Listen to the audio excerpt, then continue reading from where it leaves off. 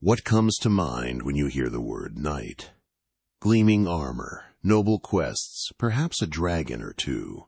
Maybe you imagine a valiant figure riding across rolling green hills, his banner fluttering behind him, off to rescue a damsel or duel a villain in a grand tournament. But what if you woke up one morning and you were the knight, not the fantasy kind, not the storybook hero, but a real flesh-and-blood knight in medieval England? You open your eyes to a cold, damp room. There is no sunlight filtering through glass windows, because glass is a luxury you can't afford. The straw mattress beneath you is hard and lumpy. The stale smell of sweat, smoke, and something worse clings to the thick stone walls. You share this room with 3 other men, no privacy, no comfort, and certainly no silence. Your back aches, your joints crack, and the morning bell for prayers has not even rung yet. You reach for your boots, stiff and still wet from yesterday's march through the mud. There is no hot shower waiting for you, no coffee. Your armor is not polished for display. It is heavy, rusting, and smells like old blood and boiled leather. Your stomach growls, but breakfast, if you are lucky, is a crust of hard bread, maybe a slice of salted meat if the stores have not spoiled. This is the real life of a knight, harsh, disciplined, and unforgiving. Today, we are pulling back the curtain on the medieval myth. We are going beyond the stories and stepping directly into the world of a knight, not as an observer, but as a participant. You will feel the weight of the chainmail. You will hear the clash of training swords at dawn. You will march through rain, kneel on cold stone floors, and question everything you thought you knew about honor and glory. This is not a fantasy. This is history, and it is brutal. So if you are curious to find out what it really meant to wear the title, sir, what daily life looked like behind the castle walls, and how survival depended not just on your sword, but on your mind, body, and loyalty, then you are in the right place. Before we dive in, if you enjoy historical storytelling that pulls no punches, raw, immersive, and grounded in reality, make sure to hit that like button, subscribe to our channel, and turn on notifications so you won't miss what comes next. Your support helps us bring the past to life, one gritty story at a time. Now, tighten your belt, steel your nerves, and prepare yourself for a journey deep into the mud, blood, and honor-bound duty of medieval knighthood. Because this is not just a story. This a reckoning with the past. The reality of a knight's daily life was not chivalry and charm, it was hardship etched into every corner of his existence. From the moment he opened his eyes in the cold gloom of a damp stone chamber, there was no escape from the discomfort that defined his world. Filth was not an occasional nuisance, but a constant companion. The air was thick with the smell of sweat, straw, and unwashed garments. Water was too precious to waste on regular bathing, and soap, if it existed at all in his keep, was considered a luxury. Lice thrived in the seams of tunics and underarmor, crawling over skin already raw from long days and sleepless nights. The knight might scratch at bites beneath his chainmail, unable to find relief, and then carry on with his duties as if nothing were wrong because nothing could be done. Cold seeped into his bones through the thick stone walls that offered no insulation from the wind or the rain. There was no fire to greet him unless he lit it himself. And firewood was rationed tightly, saved for the common hall where everyone gathered for meals. He shared his sleeping space with squires, fellow knights, or servants, sometimes all of them crammed into the same chamber. The bed was not a place of rest, but a narrow wooden platform covered with straw, shared between 2 or more people, their breath fogging in the chill air as they tried to find sleep amid coughing, snoring, and the rustling of rats in the corners. Privacy was non-existent. Rest was a luxury. Comfort was a dream best left to the nobility or clergy, who at least had chambers of their own. He woke early, often before sunrise, summoned by bells echoing through stone halls. His first task was prayer. A knight's duty was not only to his sword but to his soul, and the church's grip on daily life was ironclad. He knelt stiffly, joints aching, murmuring Latin hymns that he barely understood, his mind already drifting to the demands of the day ahead. His armor awaited not the polished, radiant plate of legends, but the heavy, clinking chainmail that had to be pulled over a padded gambeson, still damp from yesterday's sweat. It took 2 squires to help him don it properly, and even then, the weight dragged at his limbs with every step. Training began immediately after prayer. Sword drills, lance practice, riding maneuvers. His life was built on muscle memory, sharpened reflexes, and brute strength. The lance battered his shoulder each time he charged at a dummy, and the sword blistered his hands as he struck wooden targets again and again. Even the best gloves could not stop the ache in his knuckles after hours of sparring. There was no choice but to endure. His body was his weapon, and every moment not spent sharpening it was a step closer to death in the next battle.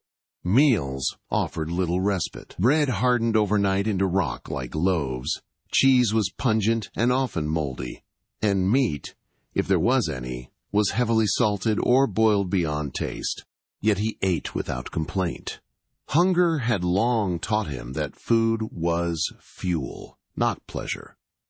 He drank weak ale in place of water, which was often tainted or unsafe, and then returned to his duties without delay.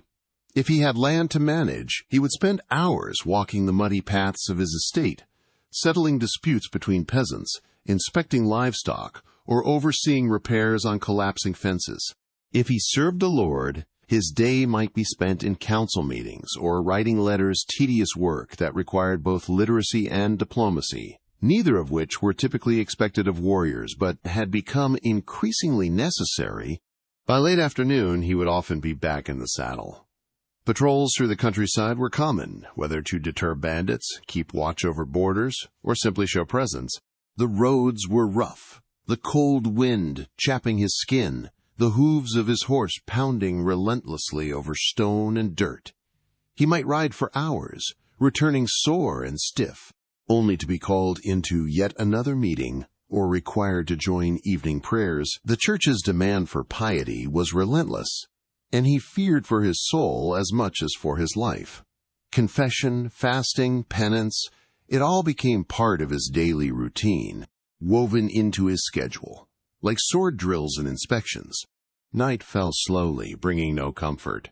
He removed his armor with effort, the metal creaking, his shirt soaked through, his legs bruised and weary. His squires worked in silence, exhausted themselves.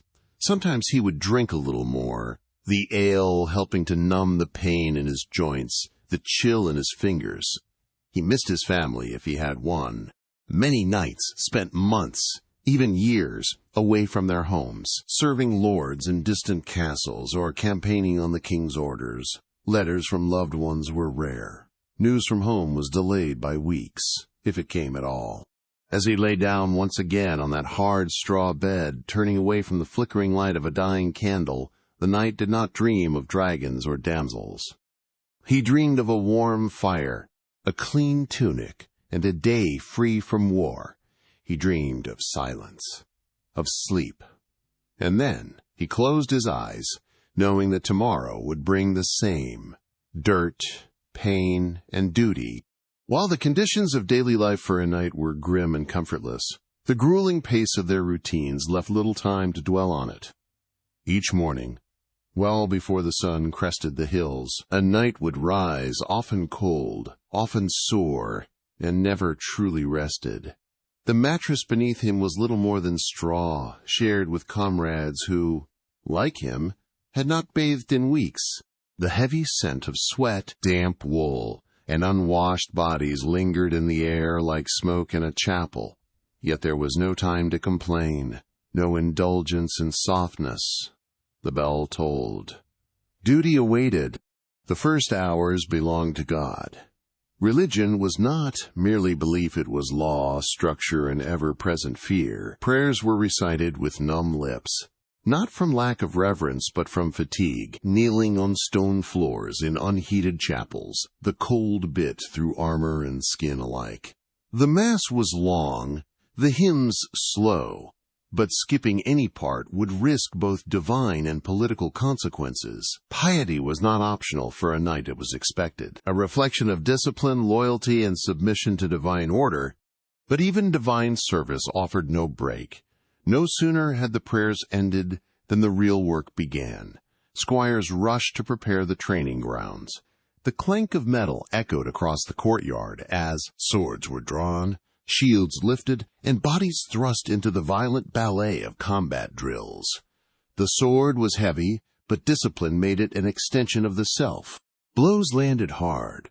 Bruises were common. Each motion was deliberate, rehearsed 1,000 times, striking, parrying, pivoting, until it felt like breath itself. Mistakes meant more than embarrassment. They could mean death in a real skirmish. And the training never stopped at technique alone. Knights practiced horsemanship with equal fervor, learning to fight atop a living, moving beast, to control both their mount and their own balance with precision. Horses were partners in battle, strong, intelligent, sometimes unpredictable, and they, too, required care. Mucking out stalls, checking hooves, feeding grain, none of this was beneath a knight, no matter how noble his blood. Because if his horse failed him in war, he would fall not just in battle, but in shame. Physical exhaustion was relentless. By midday, muscles screamed, arms trembled, and breath came in ragged gasps. But lunch was meager: some bread, hard cheese, perhaps a bit of salt meat or soup, if the supplies allowed. Then, without pause, the afternoon descended not into rest, but into administration. For a knight was not merely a fighter. He was also a manager, a politician, and a servant of the realm. He oversaw lands, collected rents, mediated disputes among peasants, and maintained letters for his lord or his own estate. Literacy, once rare among warriors, became a necessity. The ink-stained hours that followed training were perhaps less violent, but no less demanding. A single error in judgment could spark revolt or earn rebuke from the lord he served, and that lord was always watching. Loyalty was prized above all. To serve, without question, to follow command, even when it seemed unjust or cruel, these were the expectations etched into every knight's upbringing. The code of chivalry was not merely about protecting the weak or serving ladies. It was a complex network of obligations, customs, and silent pressures. It told the knight who he could fight, who he must defend, how he must die. Honor was currency, and it had to be earned anew each day.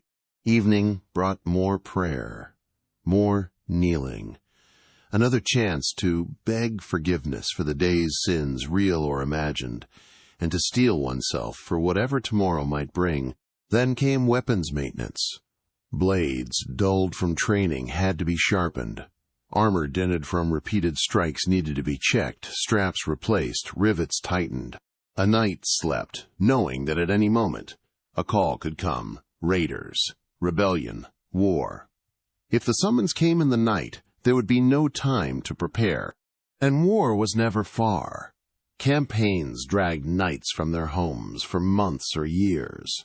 They marched through forests, deserts, and foreign lands, burdened by the weight of steel and uncertainty. Hunger followed them. Disease stalked their camps. Some never returned. Those who did carried scars on their skin and in their eyes. It is easy, in the glow of modern storytelling, to romanticize the knight as a gallant figure riding through the mist, sword gleaming, banner fluttering. But the truth was more brutal. Their lives were defined by labor, sacrifice, and relentless pressure. They were not just warriors. They were administrators, spiritual soldiers, and pawns in larger political games they did not always understand. There were no magical quests, no dragons to slay. Only real enemies, armed, cunning, and just as desperate to survive. And still, despite it all, many young men dreamed of becoming knights. They longed for the prestige, the honor, the power. They did not see the hunger, the cold, the sleepless nights, They did not feel the bruises or hear the weeping from tents after battles lost. They saw the armor, the sword, the glory. But that was only the surface. Beneath the steel was a man tired, burdened, disciplined to the bone, but human nonetheless. This was the truth of knighthood, not romance, not legend, but the ceaseless weight of duty, carried in silence. Of all the deprivations that came with a knight's life, perhaps none were more constant and demoralizing than the lack of basic comforts. In castles that from a distance appeared grand and impenetrable, the interiors often told a bleaker, more sobering story. Stone walls sweated with moisture in the winter, seeping cold into every room. Heat, when it could be summoned, came from open hearths that smoked more than they warmed, their fires requiring constant tending, yet providing minimal relief. There was no insulation, no glass in the windows. Just wooden shutters that let in bitter winds when opened and trapped smoke and damp when shut. The notion of coziness simply did not exist. Within these walls, knights lived side by side with their squires and fellow warriors. Privacy was rare, and comfort even rarer. Their sleeping arrangements, if they were lucky, consisted of shared straw-filled mattresses, sometimes laid on wooden platforms, more often directly on the hard stone floor. These beds were breeding grounds for lice, fleas, and other pests. Even the wealthiest among them suffered from the same nuisances. No amount of noble birth could prevent the itch of vermin. Blankets, coarse and scratchy, did little to combat the biting cold that crept in from every corner. And when nature called, there was no retreat to a private, tiled chamber. Sanitation, by modern standards, was virtually non-existent. Most castles featured garderobes, essentially small rooms or alcoves with holes cut into the stone, leading to a pit below or sometimes straight into the moat. These areas were poorly ventilated and rarely cleaned, the stench lingering in the air and on the stone walls, embedding itself into the very bones of the fortress. Chamber pots were used at night, then emptied out of windows come morning, often into the very courtyards where squires trained and children played. It was not uncommon to see waste flowing through narrow channels cut into the ground channels that sometimes ran beneath walkways in communal areas. Clothing offered little in the way of protection against the elements. A knight's daily wear was practical, not luxurious. Woolen tunics, often coarse and heavy, were layered to keep out the chill, but when wet, which happened frequently, they became burdensome and took days to dry. Boots, usually made of leather and reinforced with iron or wooden soles, were stiff and unforgiving. They rubbed against ankles and calves, causing blisters and calluses, especially during long marches or mounted rides through rough terrain. In the rain, these boots soaked through easily, filling with mud or snow. In the heat, they baked, adding yet another layer of discomfort. And yet, despite these hardships, there was little time to dwell on them. A knight's day was ruled by routine, obligation, and relentless discipline. Rising before the sun, they performed morning prayers, sometimes for hours, kneeling on cold stone floors, whispering Latin verses, while the wind whistled through the arrow slits in the walls. Afterward came combat drills, repeated endlessly until muscle memory dulled pain and instinct replaced hesitation. Swordplay, jousting, wrestling, and archery each demanded strength and stamina, which had to be maintained even after sleepless nights and meager meals. Meals themselves were far from indulgent. Bread, often hard and baked weeks before, was dipped in broth to soften. Stew, the staple dish, was made from whatever meat and vegetables were available, rarely seasoned beyond salt and onions. Clean water was unreliable, so beer and weak ale became the default drink, and even then sharing cups and bowls was common, leading to the easy spread of illness. But illness did not exempt one from duty. A knight was expected to show up, fight, serve, no matter the fever or infection that racked his body. Armor, while iconic, was another form of daily punishment. A full suit of mail weighed upwards of 20 to 30 kilograms. Adding a surcoat, helmet, shield, and weapons pushed the burden even higher. Wearing it meant reduced mobility, constant chafing, and the need for assistance simply to mount a horse. In battle, it saved lives, but in daily life, it made even simple tasks laborious. Knights learned to move within its confines, but it was never something one forgot was there. Its weight was both physical and symbolic, a reminder of the life they had chosen and the cost it exacted. Outside the castle, weather added another layer of suffering. In the summer, the sun blistered the exposed skin of their faces, while sweat drenched the insides of their armor. In the winter, frostbite and cracked skin were routine, especially for those stationed on patrol or siege duty.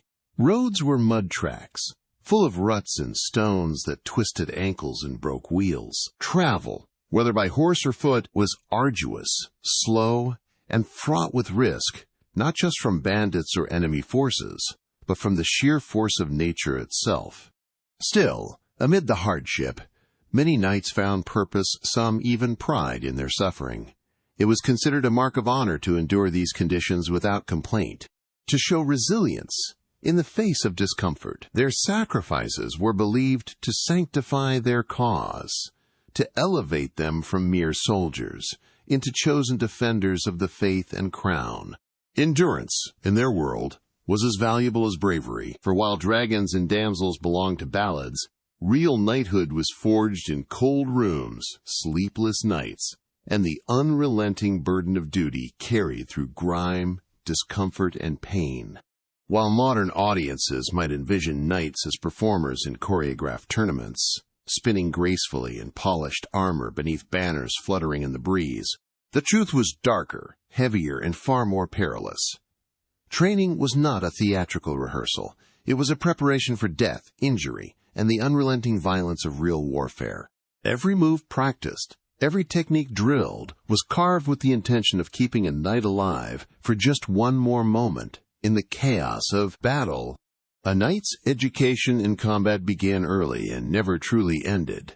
As pages, boys learned the basics: how to ride, how to observe, how to serve, and how to obey. But as they became squires, the curriculum shifted from etiquette to endurance. The drills were grueling, pushing the body beyond what it thought it could endure. Each morning started before dawn with sword drills, shield positioning, and practiced jousts that left bruises blooming across their skin like painful tattoos. These were not for entertainment. There was no audience to clap, no prizes to win.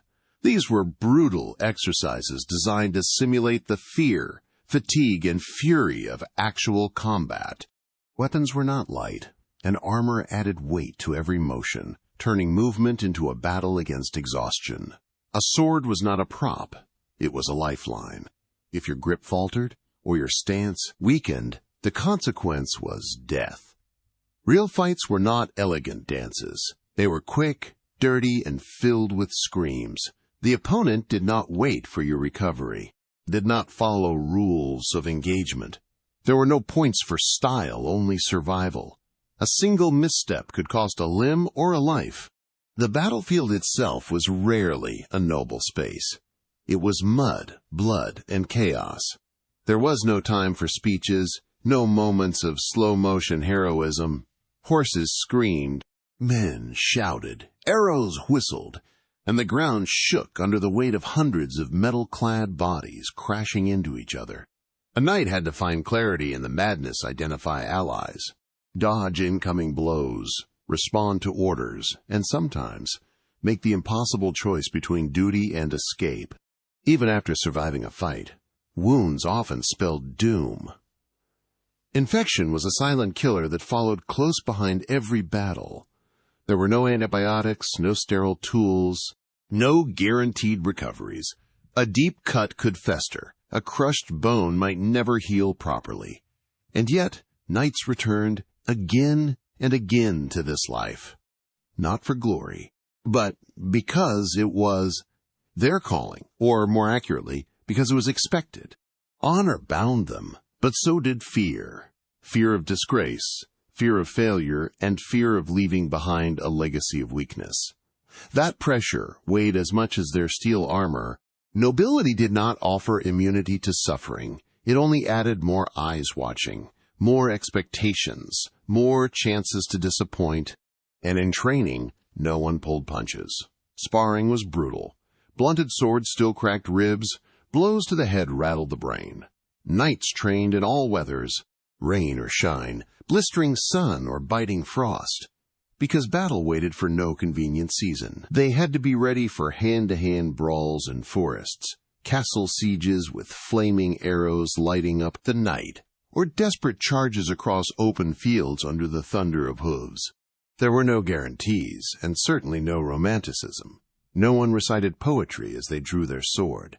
No one paused to monologue before a fight. Most knights did not die surrounded by mourners. They died in silence, crushed beneath the weight of war. And those who survived bore more than physical scars. Some lost friends, brothers, or sons. Others lost their peace of mind, haunted by the things they would seen and done. This was the raw truth behind the title of knight. Not a fairy tale, not a legend, but a harsh, exhausting, and often terrifying life driven by obligation, loyalty, and the slim hope that one might live long enough to earn respect, land, or stability. To the outsider, the sight of a knight may have inspired awe. Towering, armored, disciplined. But inside that suit of metal was a man battling fatigue, fear, and doubt. A man who trained not to impress, but to endure. A man who knew that each fight could be his last, and that courage was not the absence of fear, but action in spite of it. And so, the myth fades a little, replaced by a more human story. One not of shining heroes, but of flawed men in an unforgiving world, trying their best to survive and maybe, in doing so, live up to the ideal that their culture demanded of them. This was the reality behind the visor, behind the armor, behind the legend. And it was far more compelling than any tale of dragons or enchanted swords. While tales often glorify knights as battlefield legends, the truth lies far from the clang of swords and the cry of war horses. In reality, most knights spent more time buried in paperwork than buried in enemy ranks. Their world revolved less around battlefield glory and more around the everyday grind of feudal responsibility, a system that demanded their attention, discipline, and, at times, utter submission. A knight was not only a warrior, but a land manager, judge, tax collector, and enforcer of the king's or lord's law. Theirs was a life shackled by duty, not liberated by glory. Estate management was the cornerstone of a knight's existence. Once granted land in return for loyalty and military service, a knight became responsible for the people and productivity of that territory. Every day was a balancing act between ensuring crops were harvested, disputes settled, taxes collected, and order maintained. While squires and stewards could help with some duties, the knight bore ultimate accountability. A failed harvest, an unpaid tithe, or a disgruntled peasantry reflected poorly on him and risked losing favor or worse, his lands. It was not just about physical strength. It was a test of endurance, strategy, and emotional control. Even the laws they enforced were not always noble. Justice was often rough, subject to local customs and the whims of the ruling class. A knight might spend his morning in a chapel, hands folded in prayer, only to spend the afternoon overseeing a public punishment or settling a bitter land dispute between families. These matters rarely came with clear rights or wrongs. Knights had to weigh honor, tradition, and the good of the realm in decisions that affected real lives. For many, this burden proved heavier than any sword or armor, and while battles were rare, they cast long shadows. Every knight knew that any day could bring the call to arms. It might be a regional feud, a distant crusade, or a sudden raid. Until that moment arrived, they trained relentlessly, not with theatrical flourishes, but with brutal repetition. There was no illusion of staged duels or gallant gestures. Their swordsmanship had one goal: survival. A real fight was fast, violent, and unforgiving, One mistake could end a legacy built over generations. That knowledge never left them. It haunted their training and colored every encounter, even in times of peace. Their castles, for all their size, were more symbols of dominance than havens of comfort. They were cold, drafty, and minimally insulated. Fires only warmed the rooms of the highest-ranking S members, and even then, only slightly. Toilets were crude holes cut into stone walls or simple wooden pots emptied far too infrequently. Clothing, even with layers of wool and leather, offered poor protection from winter's bite. The clanking armor that looked so regal in portraits was often stifling, uncomfortable, and weighed heavily on sore shoulders and bruised backs. And when night fell, there was little relief. Sleep came fitfully on shared bedding, often infested with lice or fleas, the air thick with smoke or the scent of unwashed bodies. If a knight was lucky, he had furs or blankets. Most nights he simply had exhaustion. His dreams were rarely of dragons slain or maidens saved. More often, he dreamed of duties undone, lands threatened, or oaths yet unfulfilled. Each morning greeted him not with glory, but with another day of exacting responsibility.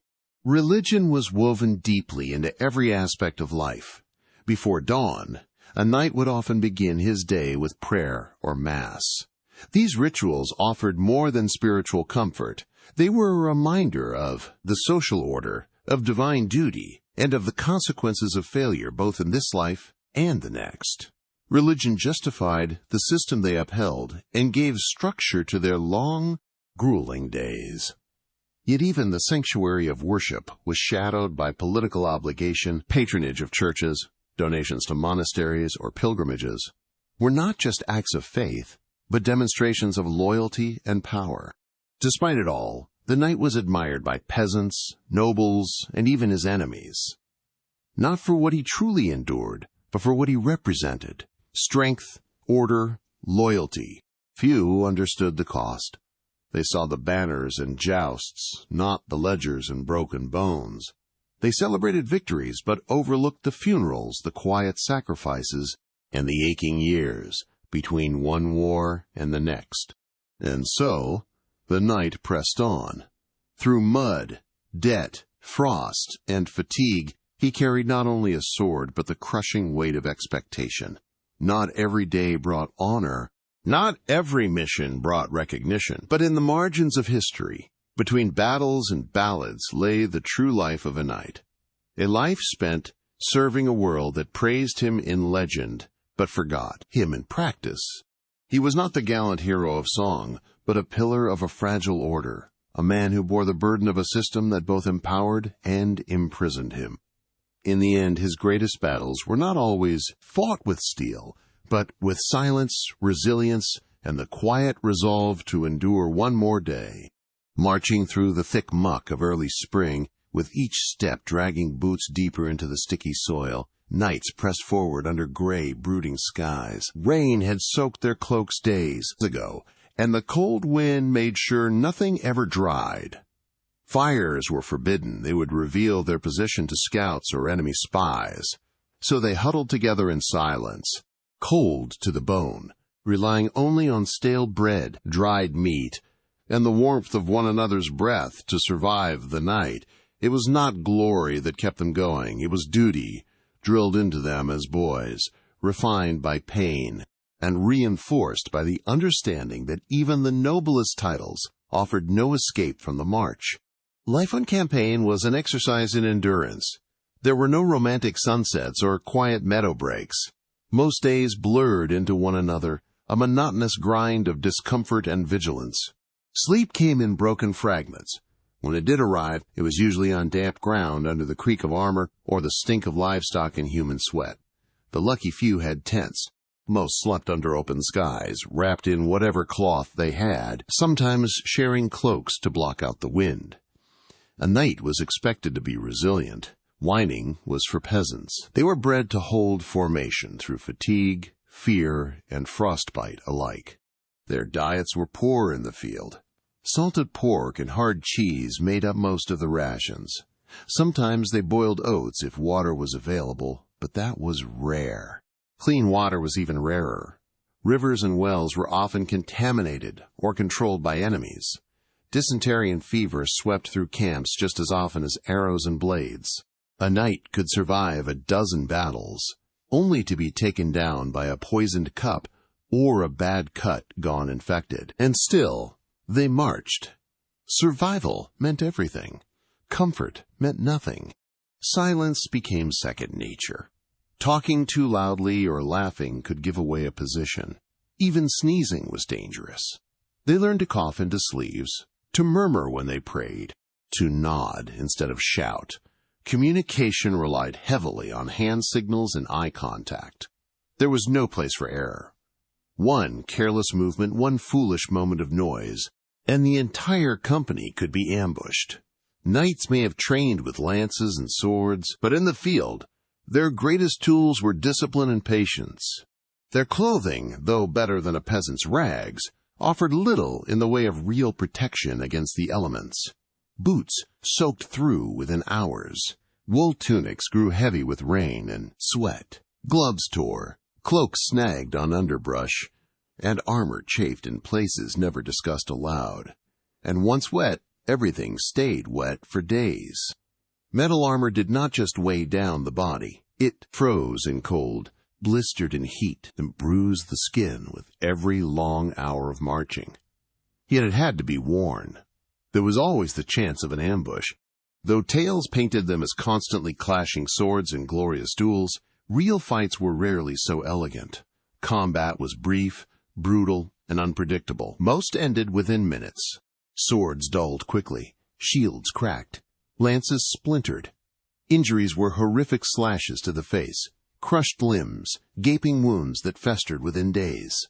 There were no choreographed duels or heroic one-on-one fights, like in the stories told at feasts. In reality, victory often came down to who was less tired, who was less cold, and who had eaten more in the past 2 days. But battles were not the mainstay of a knight's life. Most of their time was spent managing estates and upholding the fragile order of the feudal system. They collected rents, settled disputes, enforced taxes, and sometimes dispensed justice with a stern word or a mailed fist. Administration was endless. They oversaw harvests, maintained roads, and ensured loyalty to the lord or crown. In many ways, they were enforcers of the old world, tasked with holding together a society constantly on the brink of revolt or collapse. Their authority came with the sword, but their power was rooted in paperwork and negotiation. Religious duty was another constant. Days began with prayer and ended with confession. Before meals, before battles, before rest, there were rituals to uphold. Faith offered a sense of structure amidst the chaos. It justified the hardships, the deaths, the suffering. Priests blessed armor and read scripture beside the wounded. Chapels traveled with armies, and even the most hardened knights made time to kneel before wooden crosses or the bones of saints. Their faith was not just piety, it was survival. It gave purpose to the pain, meaning to the sacrifice. Yet none of these roles, soldier, administrator, believer, shielded them from the grime of daily life. Toilets were primitive at best, holes in the ground or chamber pots emptied behind trees. Washing was a rare luxury. Skin crawled with lice, hair matted with sweat, and breath soured from poor food. Clothing stiffened with filth, and wounds were treated with herbs and prayers rather than medicine. The smell of camp life was overwhelming, a blend of manure, rot, metal, and men. And no one complained. To be a knight was to endure, and so they marched through mud and snow, across fields and forests, bound by oath and driven by expectation. They did not do it for glory, nor did they believe themselves heroes.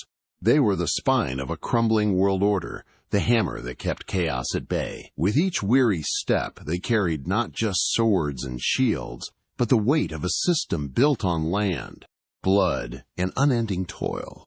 Long before the clash of swords or the echo of hooves on stone, a knight's burden began in the quiet of his chamber. when dawn had not yet broken and the weight of duty already pressed on his chest. Though outsiders imagined grandeur, glinting armor, roaring victories, and noble processions, the truth was far heavier. Each day brought new choices, not all of them clear, and not all of them honorable. Fatigue was not just physical, it soaked into the soul.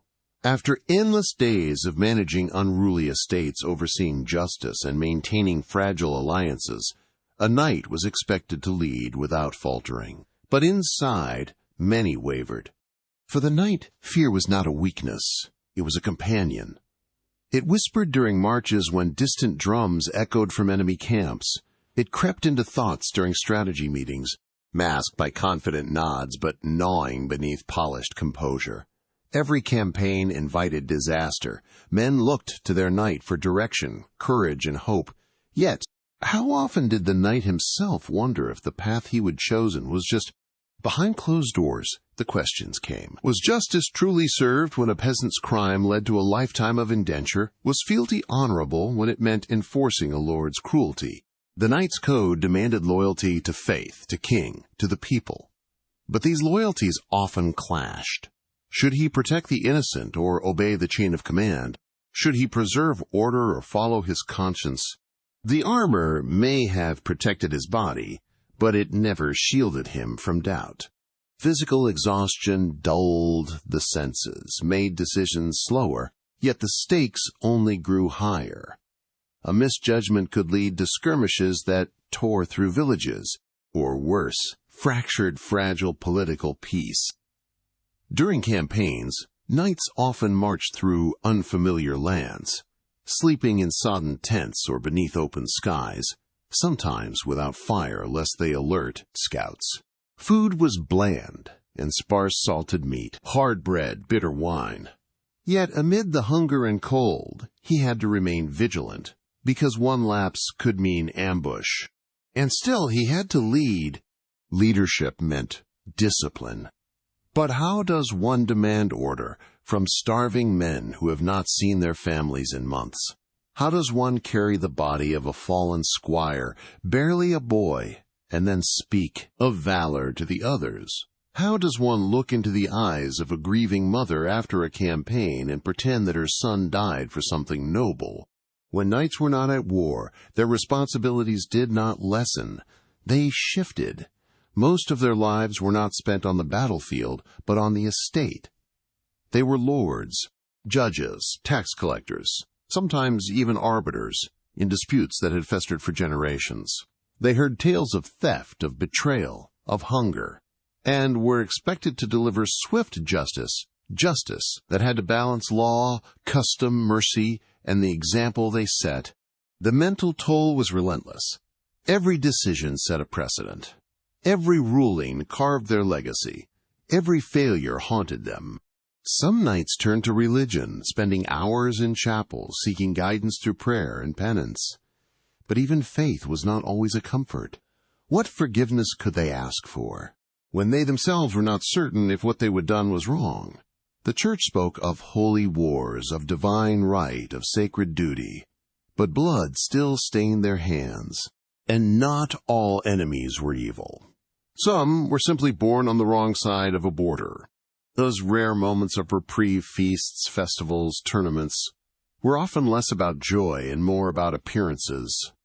Laughter came easily to the audience, but for the knight, every toast, every gesture, every word was political. A misstep at a banquet could lose an alliance. A joke at the expense of the wrong baron could spark a feud. He smiled, always, but it was the smile of someone who had learned to carry 1,000 burdens in silence. The younger squires never saw that weight. They idolized him, dreamed of knighthood, polished their swords for hours, and asked endless questions about glory and dragons and honor. He answered gently, with patience, but he never told them what it felt like to bury a brother in arms or how a decision in court could ruin a family. He never told them about the night terrors, the names he could not forget, the eyes of a defeated foe staring back at him through the years. Because to lead, he had to protect not just the land, but their dreams. And so he carried it all, the fatigue, the fear, the moral wounds, and the heavy crown of unspoken leadership. It was not armor that made a knight, it was endurance.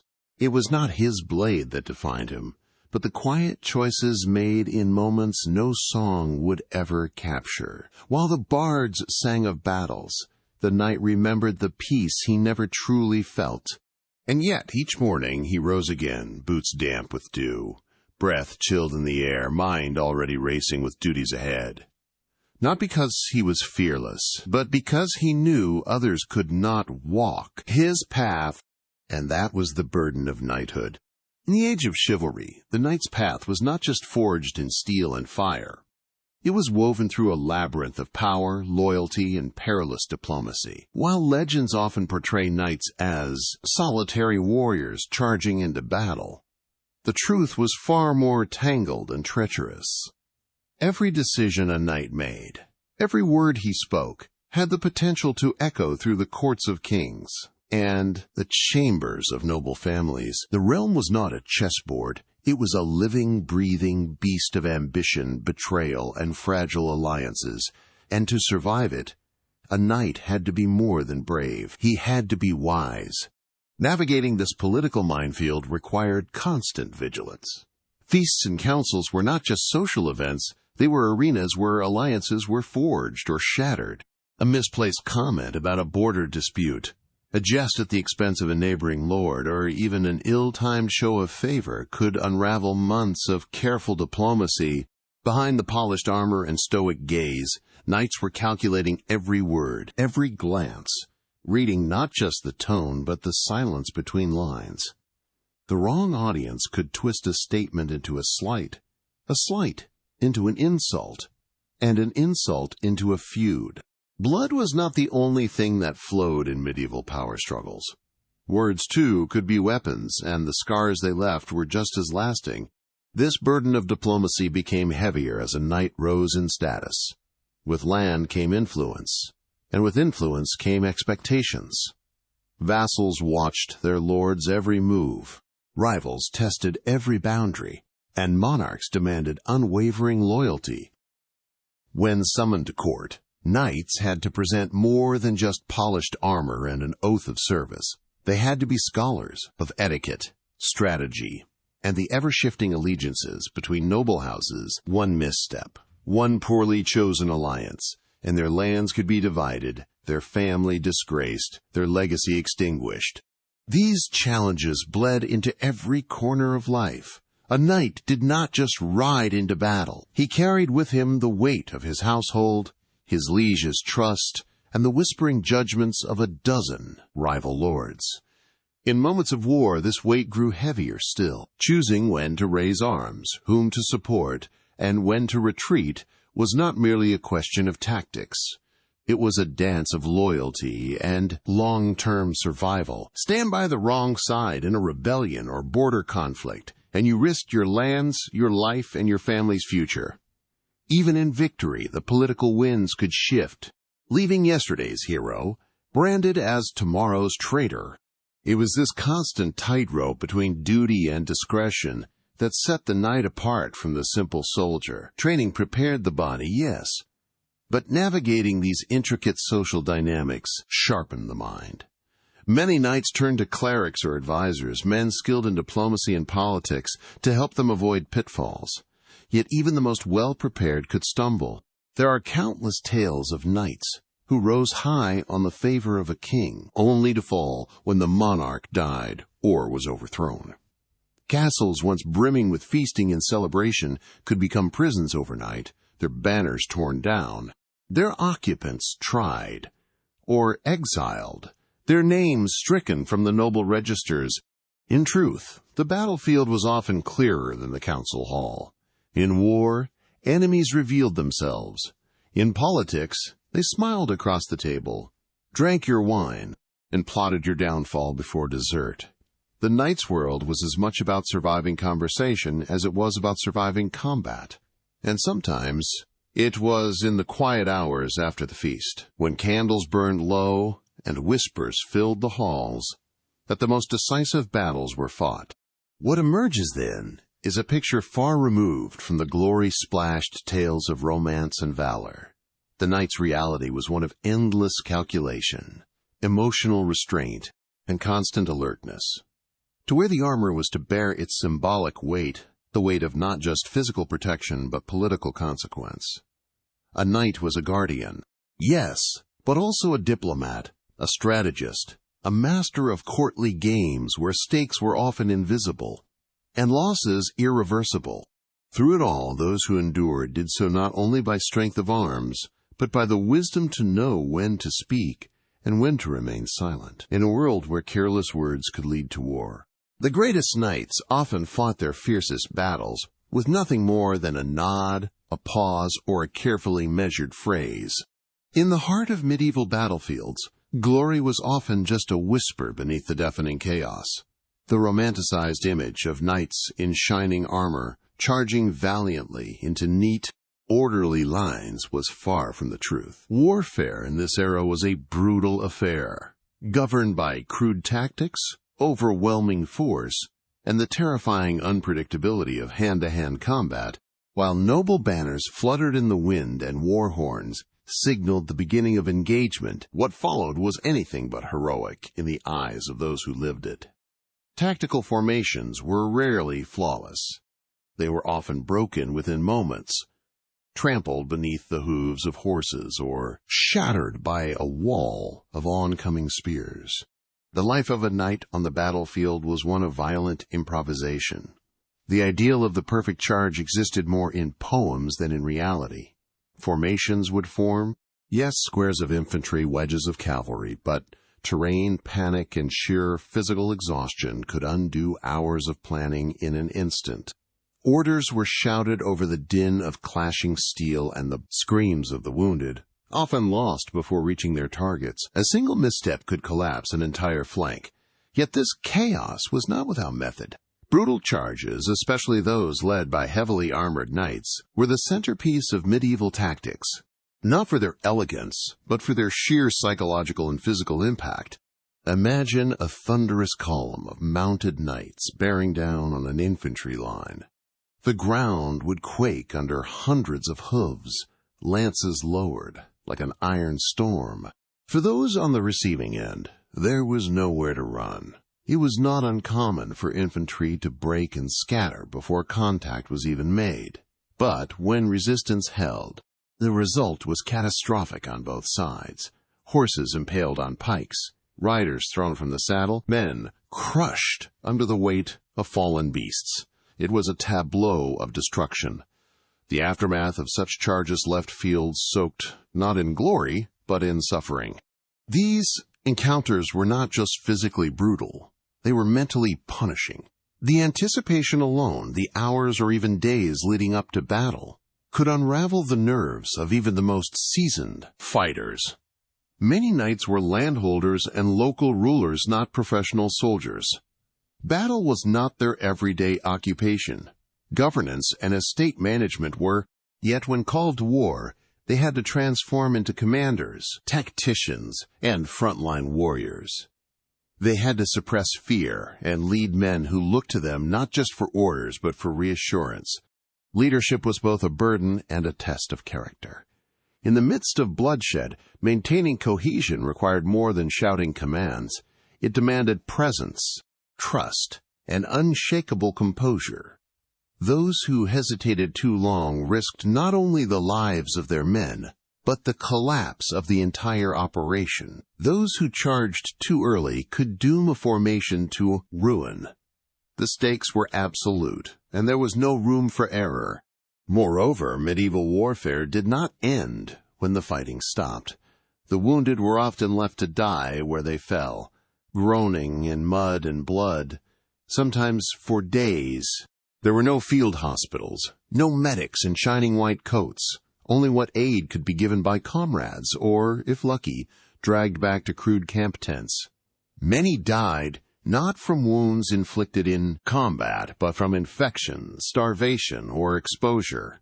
There were no clean victories. Every one battle came at a steep price. and behind every tactical maneuver lay the unrelenting arithmetic of casualty. Knights understood that each charge, each clash of formations, meant dozens, if not hundreds, of lives lost. They saw comrades fall beside them, heard their last breaths, sometimes had to trample over the fallen just to survive. Yet the structure of medieval combat demanded this sacrifice. Unlike modern warfare, where ranged weapons and strategies could sometimes minimize direct confrontation, medieval battles were often resolved in the crush of bodies and steel. Those who survived carried more than scars. They carried memories that would never fade, visions of friends cut down, of blood splattered across faces, of the roar of battle replacing all thought. Some sought refuge in religion, others in drink, many in silence. War changed people, and for the knight sworn to serve, to protect, and to lead, it etched its mark deep within the soul.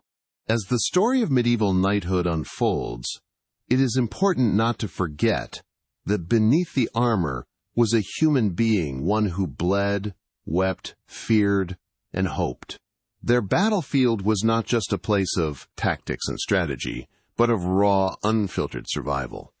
Tactical formations and brutal charges were not abstract maneuvers. They were lived realities, as defining as the chivalric code or the heraldic crest they bore into war. They rode off at dawn, the rising sun casting long shadows on the dew-covered grass, their families standing silent behind them, wives with stoic faces hiding tears, children clinging to skirts, elders nodding with pride and quiet dread. For the knights, the road ahead was uncertain.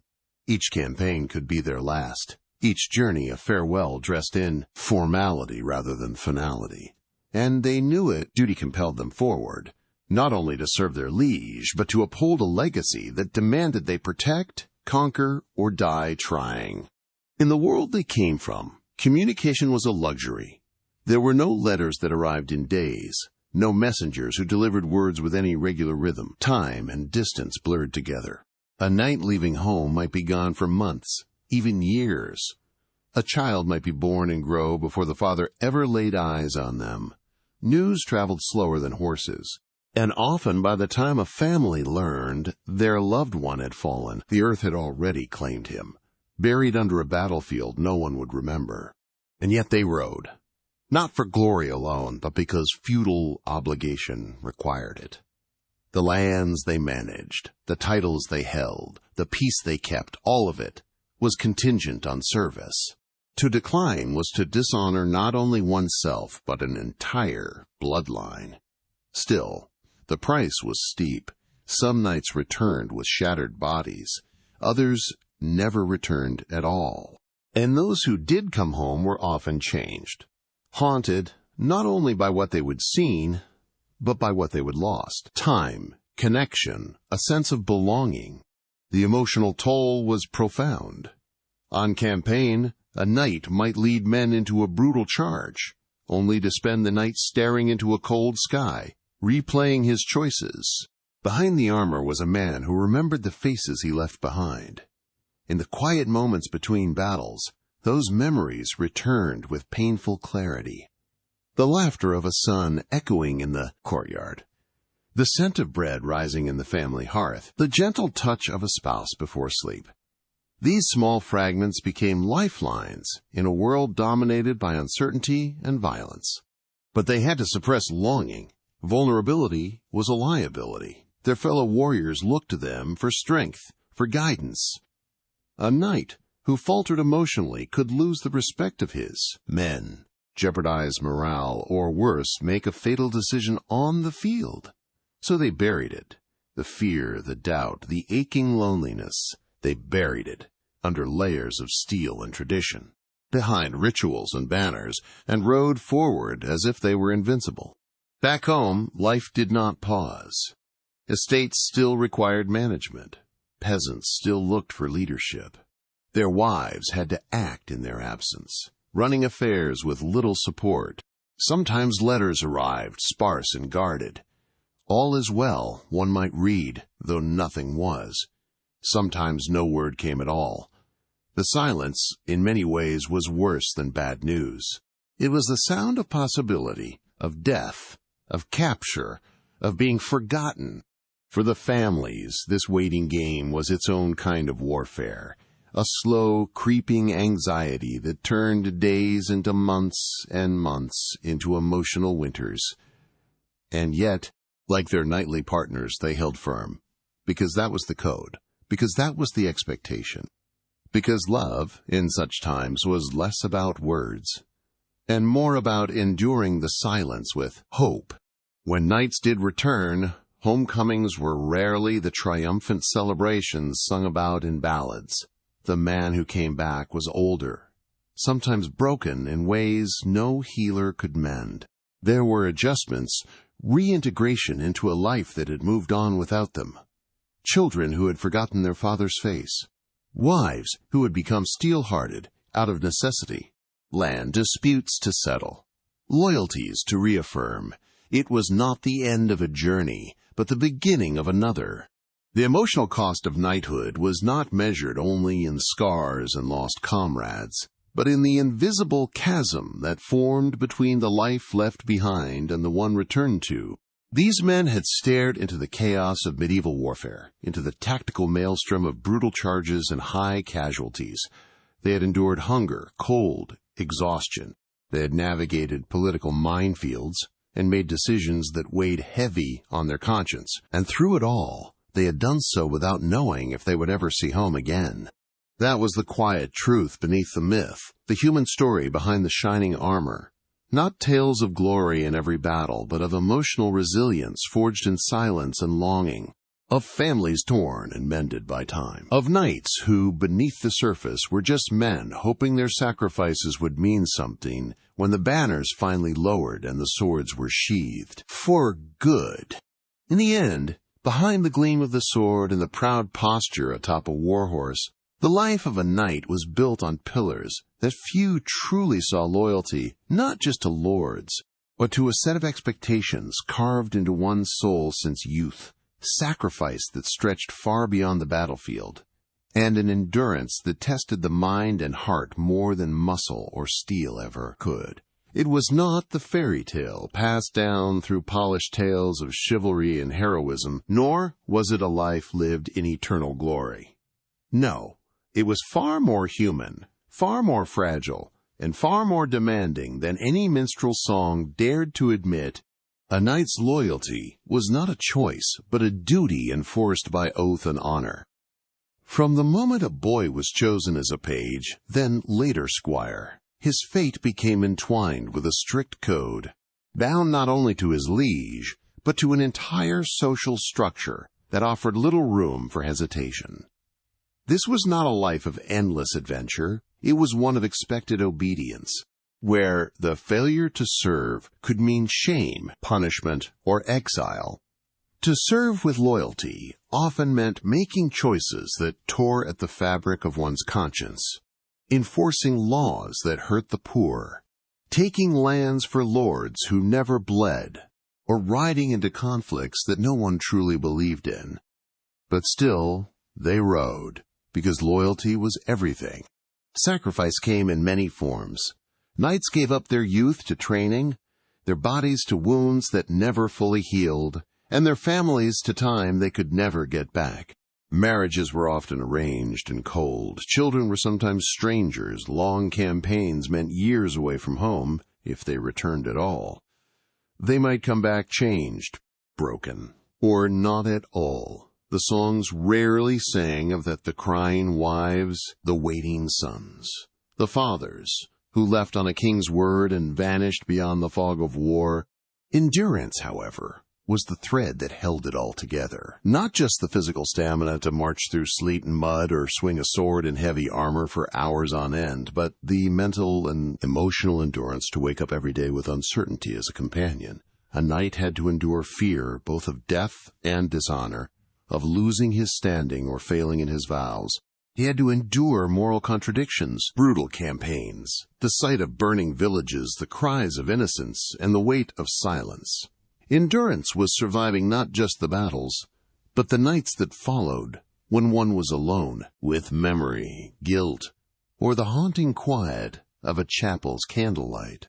And yet, despite it all, they endured, not because they believed in the perfection of the system or in the nobility of war, but because they were shaped from a young age to be something more than just men. They became symbols, sometimes unwilling, sometimes proud, but always aware that their path was not their own. It was handed down, like a sword from father to son, sharp with expectation. The fantasy of knighthood, the dragons, the noble quests, the flawless armor gleaming under sunlight was never real. What was real was much more profound. The grit in their eyes after days without sleep, the quiet prayer whispered before dawn, the tremble of hands that had held too many dying men, and the brief moment of peace found not in victory but in surviving to see another day. And as we close this journey into the forgotten truths of knighthood, I hope this story has given you a new perspective, not just on history, but on the lives lived behind it. These were men who bled and believed, who suffered and served, whose sacrifices deserve more than fantasy. They deserve remembrance. If this story moved you, informed you, or made you pause to think, I would be honored if you gave it a like and subscribe to the channel. It helps more than you know, and allows us to keep sharing these deeper, untold stories of the past. Thank you for being here with us. And wherever you are right now, whether winding down from a long day or seeking quiet in the dark, may peace find you. Sleep well, and until next time, good night.